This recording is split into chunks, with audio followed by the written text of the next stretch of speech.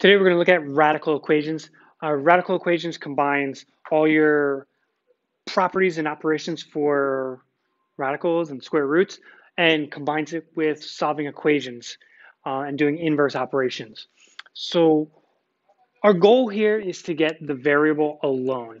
And right now our variable is stuck inside the radical or stuck underneath the radical. We need to get it outside that radical. And there's going to be one extra little step that we're going to use in order to find this. So first thing we need is the square root that has the radical right here. Is it alone? And now when I say is it alone, I'm going to look at the equal sign. I'm going to divide this problem into half, into two parts, left side, right side. So on the left side is the only thing that's over on the left side, the square root symbol. You could have stuff underneath the square root, but just is the square root the only thing there? Yes. This all happens to be under the square root. That's fine. That's good. That's what we're looking for. When your square root is all alone, I need to do an inverse operation. So if you have subtraction, inverse is addition. If you have multiplication, you divide. If you have a square root, we have to raise it to an exponent. The exponent that we raise it to is a 2. Why 2? Well, we have these magic ones where if I've got an x, I have a number in front, there's a 1. We have a magic, we've got this number, we have another magic number on the bottom, 1. I have a magic exponent that you don't always have to show, 1. Every one of those ones, they exist, but you don't have to show them. When you deal with a square root, and if there's no number, there's a little 2 right there. If you do not see it, there is a 2. It's called an index of 2. Because your index is 2, we raise it to an exponent of 2. Okay, those two things, they cancel out. All you're left with is x plus 5. But remember, if you do it to the left side, you have to do it to the right side. So I'm going to raise this side to an exponent of 2. And I'm left with 4 squared, which is going to give me 16. Now get that x alone by subtracting 5.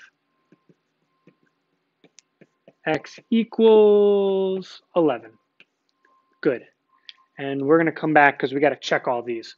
So first question I asked over there was, is your square root alone? Well, in this case, is our square root alone? No, it is not. This is one group, square root, that's fine. We have a 2, we have a 4. I need to move the 2 and the 4 the same way that I would move them in any other equation, by doing inverse operations, starting with addition, subtraction. Add 4, 2 radical. X minus 3 gives me 10. Divide. X minus 3 under the radical, giving us 5. Now your radicals alone, square it. These all cancel, and you're left with x minus 3. 5 squared, 5 times 5 gives you 25. And then finally, add 3. We get an answer of 28. We'll stop there because we're going to check it in a bit once we're done with this. Last one. So we have a square root, and we have another square root over here. That's fine. Where our variable is it the only thing on that side of the problem? Yes. So since it is, square it. Square the whole side over here. Why did I put parentheses? Because if I would have just done this, I may think that this exponent of 2 only goes to the radical 3.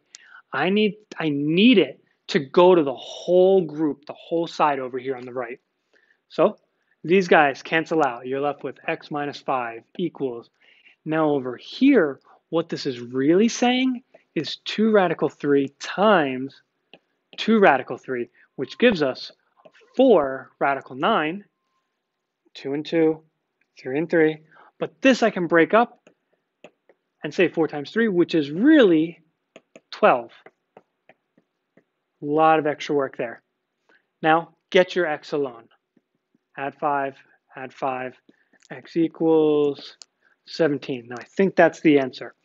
Why do I say I think? Because I now have to go back and check everything.